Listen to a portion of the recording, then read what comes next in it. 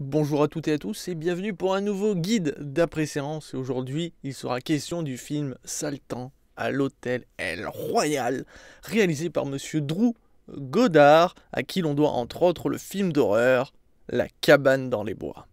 Attention, cette critique sera avec spoil, pour une simple et bonne raison, c'est que c'est très difficile de pas spoil certains passages, et sachant que ça reste une intrigue avec beaucoup de protagonistes qui vont être reliés par certaines histoires ou ce genre de choses, il suffit que je donne un indice pour que ça vous spoil, sachant qu'en plus le film est un poil trop prévisible par moment. Ça serait quand même couillon. Alors, est-ce que je vous invite à aller le voir?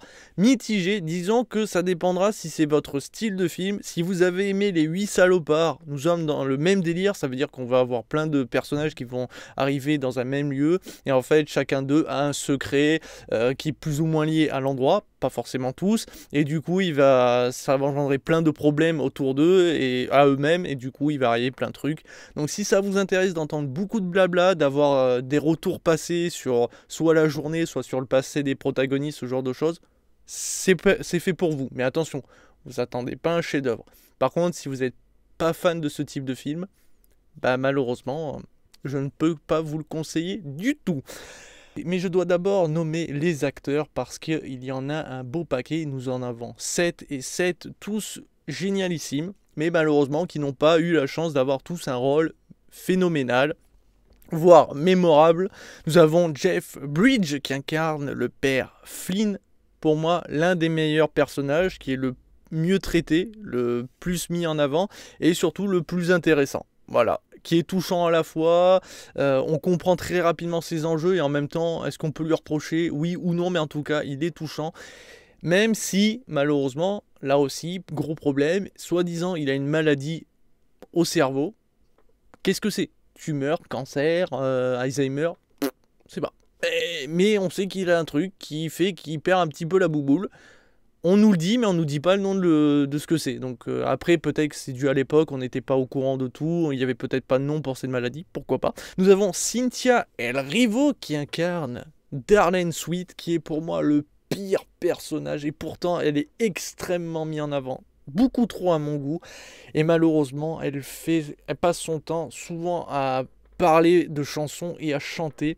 Alors la voix de l'actrice est magnifique, par contre, l'entendre chanter, c'est juste horrible, c'est trop long. Je trouve que ça impacte trop le film pour rien, même si c'est utile parfois scénaristiquement, je trouve que c'est pas intéressant. Et désolé pour cette pauvre actrice qui est vraiment très bonne dans son rôle, mais son personnage, je trouve à chier. Bon, c'est mes goûts, hein, bien sûr. Nous avons Chris Hemsworth qui incarne Billy Dee, le meilleur personnage. Ah, tout simplement avec une autre, mais ils forment un duo magnifique. Elle est juste, enfin lui, il est juste sublime. Le personnage offre de très bonnes questions. Vraiment, un passage où il va nous poser des questions, voilà, à son entourage, mais un petit peu à nous aussi. Et je trouve les questions très très bonnes. Le personnage est vraiment excentrique à souhait, donc Chris Hemsworth s'en sort très très bien. Un personnage magnifique, le meilleur pour moi. Nous avons Dakota Johnson qui incarne Emily, et là, bah, on a le côté extrêmement banal. C'est le personnage qui veut juste protéger un autre personnage et ferait tout et n'importe quoi pour ce personnage, et fin de l'histoire.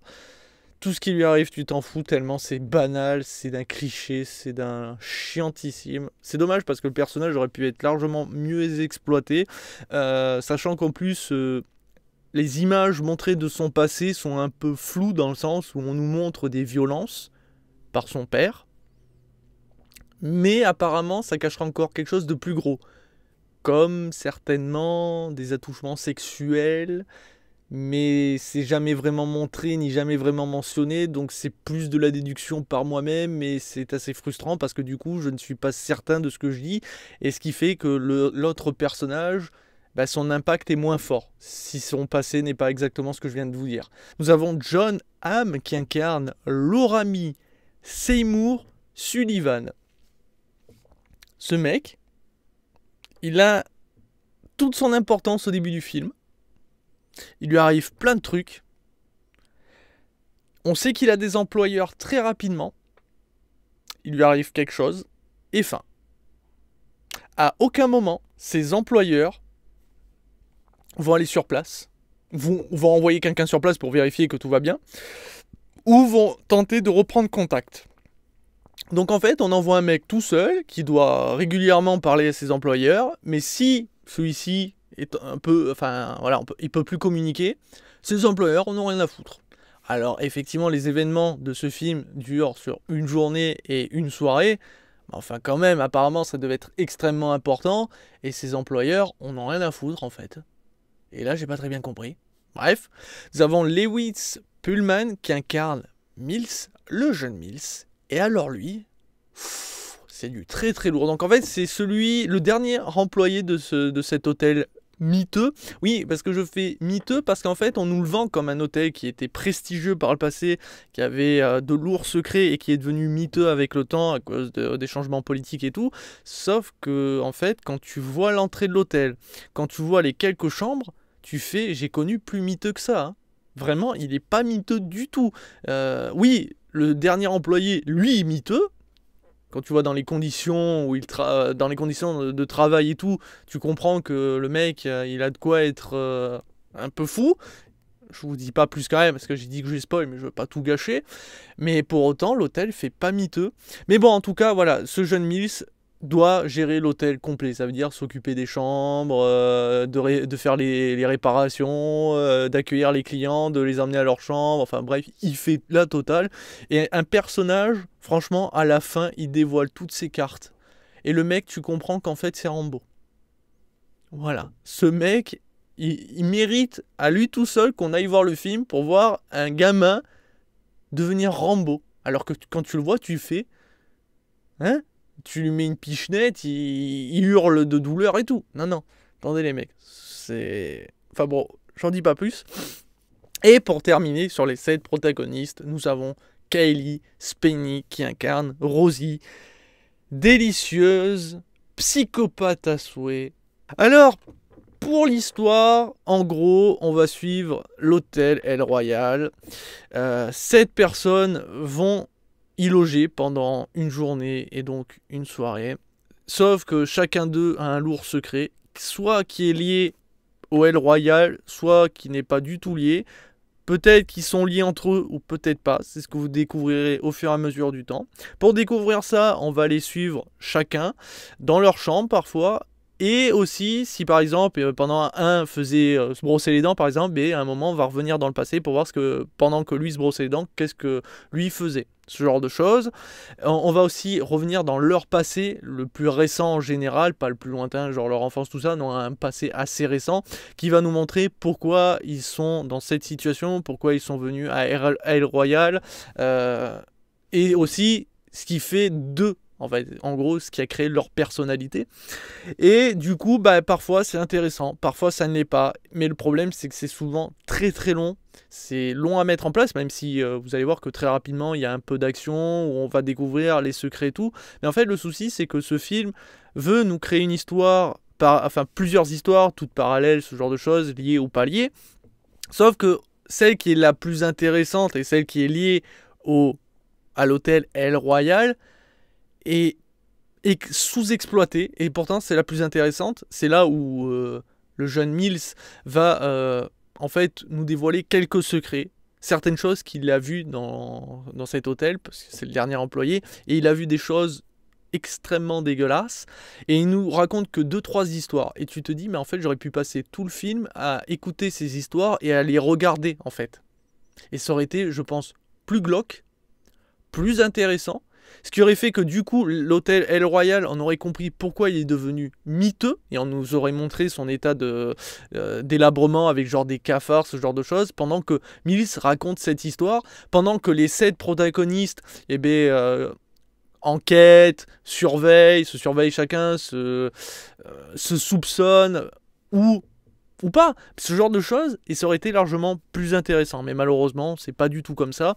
Et les histoires de Mills, on les entend vers 1h30, 2h, elles sont cool, et puis c'est passé à la trappe, ok.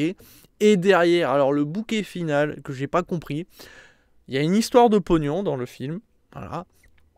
Il y en a un qui veut récupérer son argent, sauf que en récupérant son argent, il va récupérer une bobine avec un film dedans. Et un des personnages va regarder exactement ce que cachait ce film et va découvrir un énorme secret qui vaut encore plus que tout l'hôtel, que tout le pognon du monde. En fait, c'est un énorme secret. On sait que dessus, apparemment, il y a une personne qui est morte depuis. Et c'est tout. À aucun moment, vous aurez la chance de voir ce que renferme ce film, la vérité sur ce film. Alors que c'est devenu un élément presque central. On nous le montre à plusieurs reprises. On se dit, merde, je veux savoir. Eh ben non. Je vous jure, on ne vous montre rien de ce film. Et je ne comprends pas. Alors, après, peut-être que c'est sur une histoire vraie, genre, est-ce que c'est le film où on montre un sénateur faisant certaines choses, ou le président carrément, je sais pas. Mais, on nous dit 2-3 trucs qui nous donnent envie, mais on ne montrera pas. Je trouve ça sacrément dommage. Déjà que on nous vend l'hôtel comme un truc chelou, et on découvre au fur et à mesure qu'en fait, extrêmement chelou, sauf qu'en fait, tout ce qui est autour de l'hôtel sera jamais exploité. En gros, les employeurs de Miles, pourquoi ils continuent à le faire travailler et à faire ce qu'il doit faire, pourquoi... Enfin, toutes les histoires de Miles sont intéressantes, mais pourquoi ne pas nous en dire beaucoup plus et nous montrer justement par le biais du passé, ce genre de choses, des trucs aussi glauques et intéressants. Et pourquoi ce film, tout d'un coup, devient un élément central, mais ne sera jamais utilisé. Qu'est-ce qu'il a renfermé? Et c'est sacrément dommage quand tu arrives à mettre des histoires parallèles plus ou moins intéressantes, quand tu arrives à mettre en avant l'hôtel, puisque c'est toujours dans l'hôtel que tout va se passer, où tu découvres au fur et à mesure des choses, mais au final, l'hôtel, c'est presque comme s'ils étaient allés sur une plage et ils étaient en train de s'entretuer, ou comme dans Les 8 salopards, dans une cabane, ce genre de truc. C'est un peu dommage, et j'ai vraiment pas compris pourquoi on a si peu exploité, alors qu'on nous attend, enfin, on nous a tant vendu du rêve avec ça. Parce que, vraiment, pour moi, c'était le meilleur passage. Le L Royal, son histoire, ce qu'il renferme, ce genre de truc, on pouvait en faire un film complet juste avec ce bâtiment. Et pourtant, on a décidé de ne pas en tenir compte, de le sous-exploiter et de plutôt se concentrer sur les histoires de elle, lui. Alors que, honnêtement, je vais prendre encore une fois l'exemple de de Darlene Sweet. Son personnage n'était pas du tout intéressant. Et du coup, on passe plutôt à suivre 5-4 histoires vraiment intéressantes. Mais voilà. Donc pour moi, le film est vraiment bancal. Ce qui fait que ma note va être de 3 étoiles sur 5. Elle est bonne parce que la réalisation est très très bonne. Les musiques, voilà, c'est des musiques de l'époque. En plus, comme j'ai dit, il y a Darlene qui fait que chanter, c'est assez gonflant. Mais sinon, globalement, le film est bon. C'est juste que scénaristiquement, je trouve qu'il y avait meilleur à faire et qui se contente du minimum syndical. Et que, oui, on utilise de gros acteurs, mais pour certains, on les sous-exploite. Et que, en réalité, pour moi, le film aurait dû se concentrer sur El Royal, l'hôtel, et que, en fait, les 7 protagonistes avaient leurs propres histoires, qu'on aurait pu suivre en parallèle, mais que, en réalité, ce qu'on était en train de suivre réellement, c'était ce que renfermait cet hôtel, et on aurait découvert des choses encore plus glauques et gore, etc., jusqu'à en finir à ce film, le dernier film. Qu'est-ce que renfermait ce dernier film? Et là, ça aurait été le climax final où les gens se seraient entretués ou peut-être se seraient battus juste pour découvrir la vérité ou la cacher ou la supprimer, bref. Et on aurait découvert quelque chose d'extrêmement lourd et on aurait terminé là-dessus. Et bam! Là, le film, il aurait pris une ampleur phénoménale et il aurait presque eu une note maximale. Même si derrière, on suit des personnages moins intéressants comme Darlene et tout, mais ça aurait été largement mieux. Mais non, on se contente d'un truc assez soft. Donc voilà qui conclut cette critique mitigée. Je vous invite, peut-être par curiosité, si vous êtes fan de ce type de film, à aller le voir.